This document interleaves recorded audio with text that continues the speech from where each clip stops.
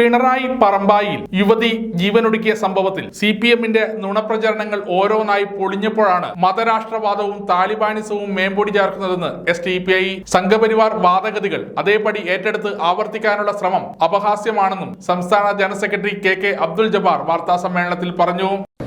ഈ പെൺകുട്ടിയുടെ ഉമ്മക്കറിയാലോ ആത്മഹത്യക്കുറിപ്പ്. ആത്മഹത്യക്കുറിപ്പിന്റെ വിഷയങ്ങളൊക്കെ അറിയാം. ഉമ്മക്കറിയാം, വാപ്പാക്കറിയാം. ന്യൂസ് 8 ചാനലിലൊക്കെ കൊടുത്ത അഭിമുഖത്തില് വാപ്പൊക്കെ അങ്ങനെ പറയുന്നുണ്ട്. അല്ല, ആ ആത്മഹത്യക്കുറിപ്പ് കുടുംബത്തിൽ ആരെങ്കിലും കണ്ടിട്ടുണ്ടോ?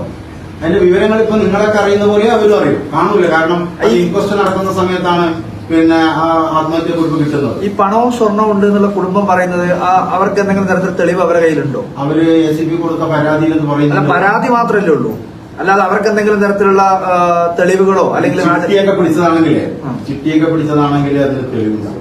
അസന്മാർഗയ്ക്ക് കൂട്ടുനിൽക്കുന്നത് ന്യായീകരിക്കാനാണ് സദാചാര വിചാരണയെന്ന് വാദം ഉന്നയിക്കുന്നത്. SDPI ഓഫീസിന് മുന്നിലൂടെ സ്ത്രീകൾക്ക് നടക്കാൻ കഴിയുന്നില്ലെന്ന ആക്ഷേപം ഉന്നയിക്കുന്നവർ മുഖ്യമന്ത്രി പിണറായി വിജയന്റെ നാടാണിതെന്ന് ഓർക്കണം. ആഭ്യന്തര വകുപ്പിന്റെ ചുമതല വഹിക്കുന്ന പിണറായി വിജയൻ ഉത്തരവാദിത്തം ഏറ്റെടുത്ത് രാജിവെക്കുകയാണ് വേണ്ടത്. മരിച്ച യുവതിയുടെ പിതാവും സഹോദരനും ബന്ധുക്കളും ആൺ സുഹൃത്തും സഹോദരനും വാർഡംഗവും ഉൾപ്പെടെയുള്ള പൊതുപ്രവർത്തകരും ചർച്ച ചെയ്യുന്നതിനിടയിൽ രഹസ്യ കേന്ദ്രത്തിലെ ആൾക്കൂട്ട വിചാരണ എന്ന് പ്രചരിപ്പിക്കുന്നത് അസംബന്ധമാണെന്നും അദ്ദേഹം പറഞ്ഞു. സമഗ്ര ന്യൂസ് കണ്ണൂർ.